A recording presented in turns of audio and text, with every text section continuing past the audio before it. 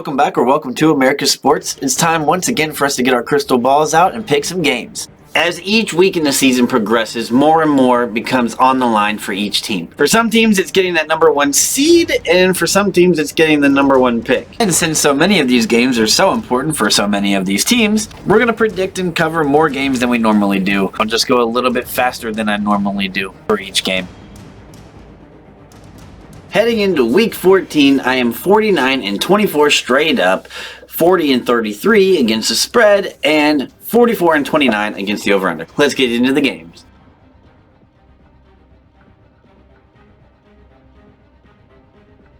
The 7-5 Colts travel to Cincinnati to play the 6-6 Bengals, who are 3-3 at home. The Colts are 5-1 on the road, but the Bengals are favored at 2.5 with the over-under at 43.5.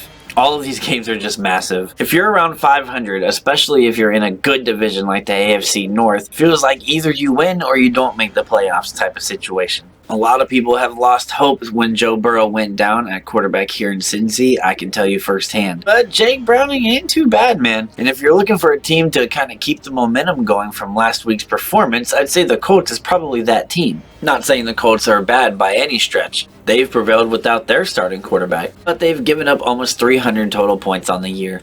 Yeah, I'm going to totally be a homer here. I've got the Bengals to win, to cover, and I like the over.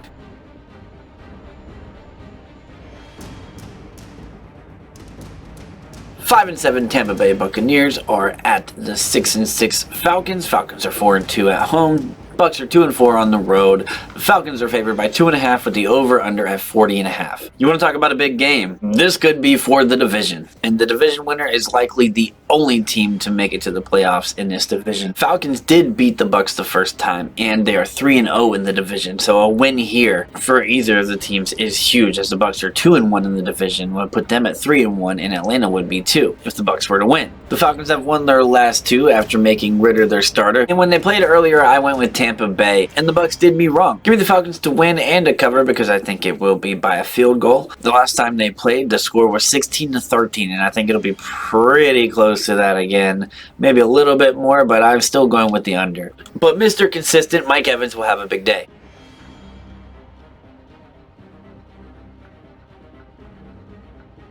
Our last 1 o'clock game is the Jaguars, who are 8-4 and undefeated 5-0 on the road, playing against the 7-5 Cleveland Browns, who are 5-1 at home. This is where an unstoppable road team meets the immovable home team. Cleveland is nothing to joke around about at home.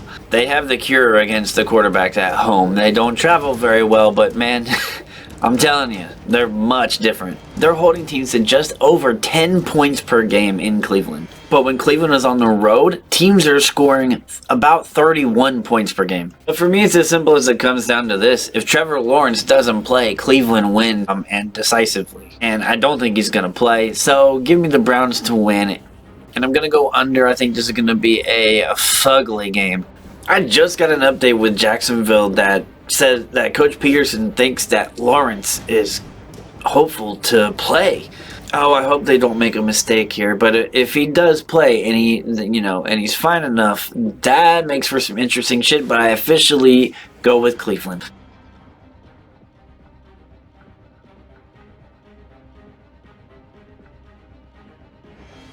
We've got 2 at the 4 o'clock slate, and we're starting with the Seahawks at the Niners. Seahawks are 6-6. They are 2-4 on the road. The Niners are 9-3. They are 4-1 at home. I know that it's just week 14, but a San Francisco win here could pretty much wrap up the division unless they go on just the craziest losing streak ever, and then the Rams go on the craziest win streak ever. And I think 49ers know this. If they get this win, it's looking very good. This is true for a lot of the teams that Seattle plays. If Kenneth Walker is not 100% ready to go, Seattle's just not the same. It's a damn shame because I really like this Seattle team. I think in a lot of ways they are better than they were last year, but they've also regressed too somehow. San Francisco to win, I don't have them to cover this, and I like the under strictly because I don't know if Seattle's going to be able to score much.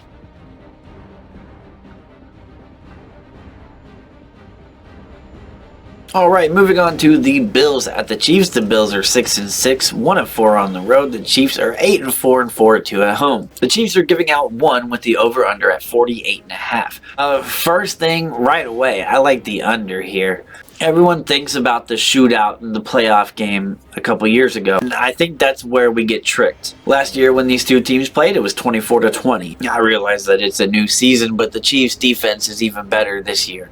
And both these teams have lost 3 out of their last 5, even though I know Pacheco is out. Kelsey, McKinnon, and the rest of the crew, I think, will have a nice day. But I'll take the home team against the team that is struggling mightily on the road. Give me the Chiefs to win and to cover the 1, and I'm going under.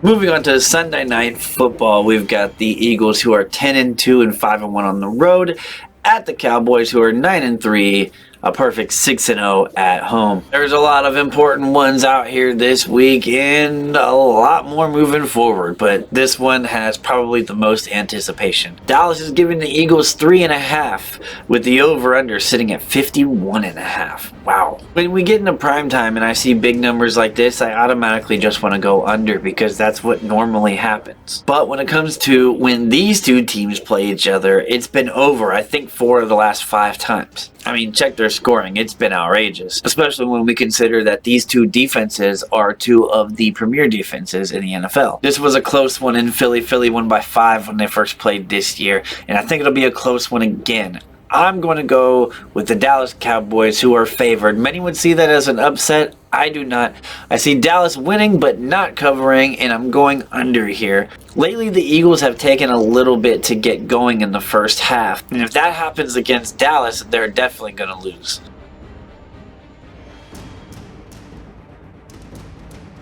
Now, I deliberately left the Ravens off. That's because I'm making a whole video featuring them. Look out for that coming soon. And we're not doing Monday Night Football in this video because since there are 2 games, I think I'm going to make a video about it so I can get more info and more into detail about those games, since I wasn't able to do that in this one, as much as I normally do anyways. Anyways, guys, let me know your predictions down below in the comment section, and you'll catch me in the next one. Be sure to let me know in the comments below how you think this will play out. And if you end up liking the video, consider subscribing because we are predicting all the divisions and we'll be predicting games all season long. We also do other sports like basketball too.